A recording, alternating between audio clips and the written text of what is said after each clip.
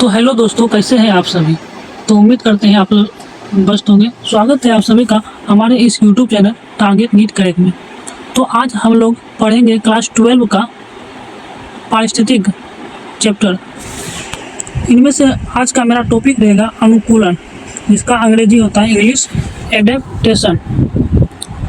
अब हम जानेंगे कि अनुकूलन किसे कहते हैं। अनुकूलन किसी जीव का ऐसा गुण है जो उसे अपने आवास में जीवित रहने के लिए योग्य बनाता है, वही अनुकूलन है। कि समझे। अब इसको अनुकूलन जो है जीवों को जीवित रहने और जन्म करने के लिए योग्य बनाता है। अर्थात किसी भी परिस्थिति में जीव खुद को कैसे ढालेंगे, खुद को कैसे जीवित रखेंगे और खुद पर कैसे नियंत्रण रखेंगे, यही तो अनुकूलन है। अनुकूलन अब हम लोग समझ चुके हैं। अब हम अनुकूलन के प्रकार को जानेंगे। अनुकूलन के कितने प्रकार होते हैं। मुख्यतः अनुकूलन के 4 प्रकार होते हैं। शारीरिक अनुकूलन, आकारिकी अनुकूलन, जैव रासायनिक अनुकूलन, और यहाँ पे व्यावहारिक होगा। हमने शारीरिक 2 बार लिख दिया, यहाँ पे व्यावहारिक अनुकूलन होगा। आप लोग सुधार कर लीजिएगा, लिखने में मिस हो गया था। तो अब हम इन चारों अनुकूलन को थोड़ा थोड़ा इसको जानेंगे। पहला मेरा होगा आकारिकी अनुकूलन। आकारिकी अनुकूलन क्या है। आकारिकी अनुकूलन जब कोई जीव पर्यावरण में जीवित रहने के लिए अपने शरीर की बाहरी संरचना, रंग, रूप और आकार में बदलाव करता है तो उसे आकारिकी अनुकूलन कहते हैं। अर्थात यह हुआ कि जब कोई जीव पर्यावरण में खुद को जीवित रखने के लिए वो अपने शरीर के आकार को चेंज कर दिया, अपना रूपये चेंज कर दिया और अपना रंग रूप चेंज कर दिया, यही उसका आकारिकी अनुकूलन है। जैसे आप लोग देखते होंगे गिरगिट का रंग बदलता है। अर्थात इसका मतलब है कि गिरगिट रंग क्यों बदल रहा है। गिरगिट का रंग बदलने का उसका कारण है वह उस वातावरण में खुद को अनुकूलित कर रहा है, खुद को जीवित रखने के लिए अनुकूलित हो रहा है, यही आकारिकी अनुकूलन है। अब हम आकारिकी अनुकूलन के कुछ उदाहरण देखेंगे। तो इसका पहला उदाहरण नागफनी है, कैक्टस का पौधा है, कमल का फूल है और जलकुंभी है। क्या ठीक। अब उसके बाद हम आकारिकी अनुकूलन के प्रकार को जानेंगे। उनमें से पहला प्रकार है मरुद्भिद अनुकूलन, जो पौधा के लिए हम पढ़ेंगे। इसमें होता क्या है, इसमें पौधा बाहरी सूखे और गर्म से बचने के लिए बाहरी बनावटों को बदलता है। अर्थात कि ये पौधा जो है मरुस्थल में पाया जाएगा और यह अपने बाहरी को सूखने से बचाने के लिए, सूखने और गर्मी से बचने के लिए अपनी बाहरी बनावट को बदलेगा। जैसे यह अपने पत्ती को कांटा में बदल देगा और तना को चपटा और हरा कर देगा और रंध को धंसा देगा। ठीक है।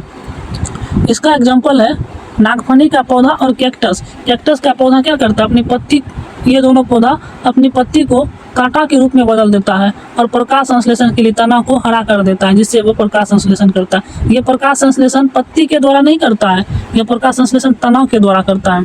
तो चलिए मेरा अगला है जलोद्भिद अनुकूलन। जलोद्भिद अनुकूलन क्या है। ये जलोद्भिद अनुकूलन हम पौधे के लिए पढ़ेंगे।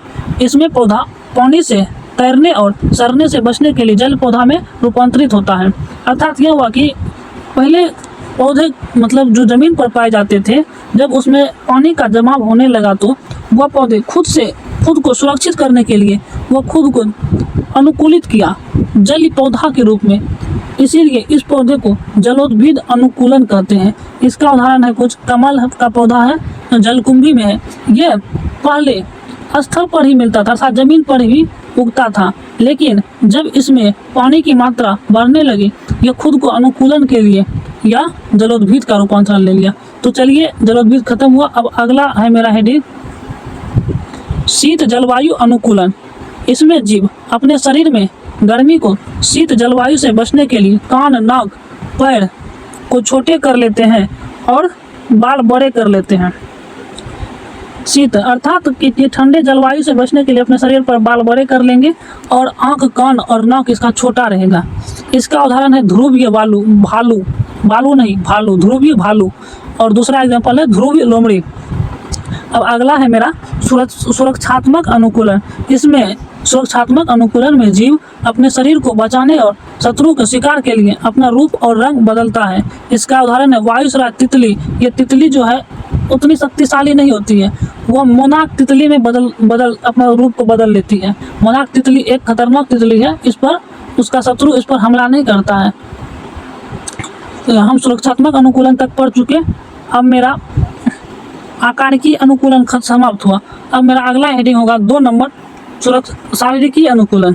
अब हम इसको थोड़ा शॉर्ट में चलेंगे, नहीं तो वीडियो लंबा हो जाएगा। तो चलिए, शारीरिकी अनुकूलन क्या है? जब कोई जीव विपरीत परिस्थिति में उस परिस्थिति को सामना करने के लिए अपने आंतरिक अंगों में बदलाव करते हैं तो उसे शारीरिकी अनुकूलन करते हैं।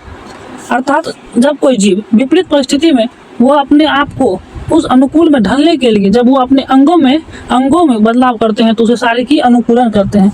इसमें हम उतना डिटेल्स नहीं जाएंगे, इसके हम प्रकार को ही केवल देखेंगे। जैसे हम आकारिकी अनुकूलन को देखे थे ना, उसका डिटेल्स के साथ, तो इसको हम नहीं देखेंगे। आगे का 2 भी है, उसको हम इसी तरह उसका प्रकार देखेंगे, क्योंकि आगे हम आपको नीट का इंपॉर्टेंट क्वेश्चन बताएंगे जो इस टॉपिक से पूछा जाता है। तो चलिए हम आगे बढ़ते हैं। शारीरिकी अनुकूलन भी 4 प्रकार के होंगे। जल संरक्षण अनुकूलन, इसका एग्जाम्पल कंगारू चूहा है। उसके बाद तुंगता अनुकूलन, तापीय अनुकूलन, जैव रासायनिक और कोशिकीय अनुकूलन। इसके बाद मेरा अगला तीसरा अनुकूलन है जैव रासायनिक अनुकूलन। तो जैव रासायनिक अनुकूलन जब विपरीत परिस्थिति में जब कोई जीव उससे लड़ने के लिए अपने शरीर के ढांचा में बदलाव लाता है तो उसे जैव रासायनिक अनुकूलन करते हैं। तो इसके भी 4 प्रकार हैं। अत्यधिक उच्च तापमान अनुकूलन, अत्यधिक निम्न ताप अनुकूलन, अत्यधिक उच्च वायुमंडलीय दाब अनुकूलन, अत्यधिक निम्न वायुमंडलीय दाब अनुकूलन। यहाँ तक हो गया। चलिए हम अगला हेडिंग जाते हैं। व्यावहारिक अनुकूलन। जब कोई जीव विपरीत परिस्थिति में अपने आंतरिक अंगों की कार्य प्रणाली की ऊर्जा को बिना नष्ट किए अपने व्यवहार, आदत और जीवन शैली में प्रमुख बदलाव लाता है उसे व्यावहारिक अनुकूलन करते हैं। अब हम इस चैप्टर अर्थात इस टॉपिक से रिलेटेड कुछ प्रमुख फैक्ट्स जानेंगे। इसे क्या क्या मतलब फैक्ट्स बनता है, इसको हमें अपने ज़िंदगी में याद रखना पड़ेगा, तब जाके हमको नीट का इससे बहुत बार क्वेश्चन पूछ चुका है नीट का। तो इसका हम फैक्ट्स को जानने के लिए पहला है कि उत्तरी अमेरिका का कंगारू चूहा बिना पानी पिए अर्थात बिना जल का जीवित रह सकता है। यह अपनी जल की आवश्यकता को आंतरिक वसा से पूरा करता है। आंतरिक वसा का यह ऑक्सीकरण करता है। क्या करता है? ऑक्सीकरण करता है, तोड़ देता है जिससे उसको जल की कमी नहीं होती उसमें। तो अगला दूसरा तथ्य कि मरुस्थलीय पौधों की पत्ती को क्यूटिकल मोटी और रंध्र धसा होता है जो जल की हानि को रोकता है। हमने मरुस्थलीय में अभी तुरंत पढ़ा है कि मरुस्थलीय पौधे की पत्ती की क्यूटिकल मोटी होती है और रंध्र धसा होता है और इसका पत्ता कांटेदार होता है। इसका एग्जाम्पल भी हम पढ़े थे, नागफनी। तो अगला देखिए 3 नंबर में दिया है कि नागफनी और कैक्टस में पत्ते क्या होते हैं? कांटे में रूपांतरित हो जाते हैं इसके पत्ते। और प्रकाश संश्लेषण किसके द्वारा होता है? चपटे तने। देखिए हम बोले थे उस टाइम यही होगा, चपटे तने द्वारा होगा। किसके द्वारा? प्रकाश संश्लेषण चपटे तने द्वारा। ठीक है। अगला है ठंडे जलवायु वाले स्तनधारी के कान, नाक और पैर छोटे होते हैं। ये भी पॉइंट हमने आपको पहले बोला था। क्यों होता है छोटा? ताकि शरीर से उष्मा की हानि कम हो। इसी को एलन का नियम कहते हैं। क्या कहते हैं? एलन का नियम। तो मेरा अब हम नीट से संबंधित कुछ अभ्यास प्रश्न देखेंगे। नीट में अधिकतम जो कथन निष्कर्ष पूछता है, मिलान चिन्ह पूछता है। तो हमने अभी तुरंत देखा, ये इम्पोर्टेंट क्वेश्चन है नीट का। चलिए इसका क्वेश्चन देखते हैं। ये है कंगारू चूहा का संबंध आपको हमने किसके साथ बताया था? अभी तुरंत बताया था। कंगारू चूहा क्या करता है? ये वसा का ऑक्सीकरण करता है। क्या करता है? वसा का ऑक्सीकरण। ये बिना पानी पिए जीवित रह सकता है। और दूसरा है नागफनी का क्या तना क्या होता है? चपटा होता है। और ध्रुवीय स्तनधारी इसको एलन का नियम बोलेंगे। क्या बोलेंगे? एलन का नियम। और सील जो है त्वचा के नीचे वसा है। ठीक, अब हो गया। अब हम इसको लिख देते हैं। एक का हो जाएगा